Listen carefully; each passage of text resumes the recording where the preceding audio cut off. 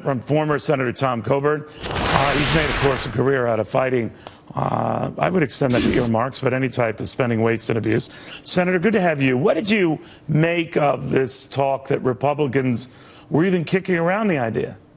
Well, I think it just shows you the elitism, their arrogance, and the careerism that still invades and controls Washington. The very fact that they're tone deaf after this election, that they would want to bring back one of the most corrupt processes there are.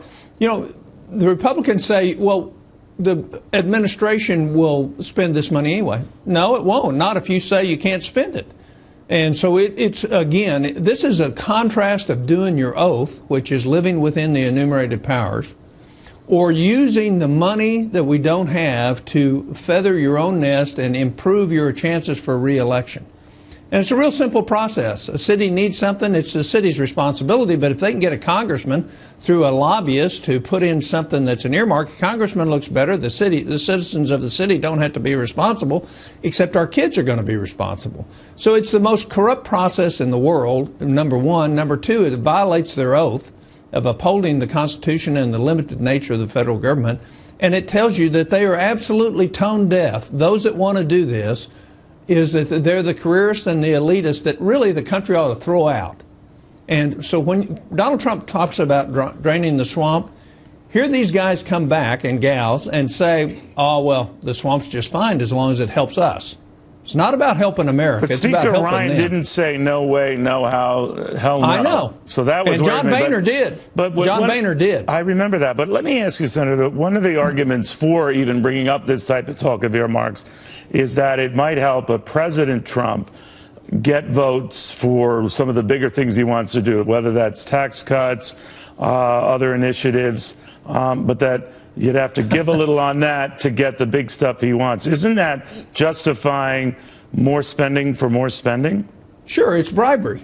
You know, and look, if I get an earmark, I'm obligated to vote for anybody else that gets an earmark, right? So any bill that comes through, that's how we greased our way to $20 trillion worth of debt, was earmarks. That's how we got it, because if I get an earmark, I mean, you can't believe, I actually eliminated an earmark for picking up dog poop in New York City. And I did it by embarrassing the person that sponsored it.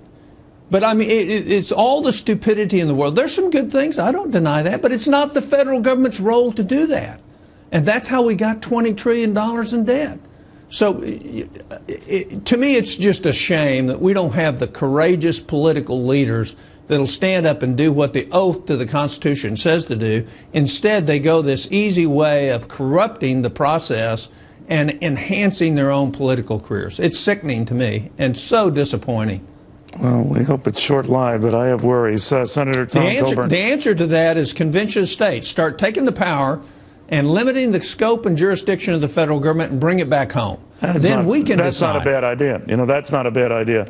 Tom Coburn, thank you very, very much. Do you agree Washington is dysfunctional? Oh, yeah, but it doesn't matter which party's in charge. I spent 10 years up here in the Senate and left early because I don't see a solution in the U.S. Senate and the U.S. Congress to fix what's wrong with our country. Founders gave us a great solution, Neil.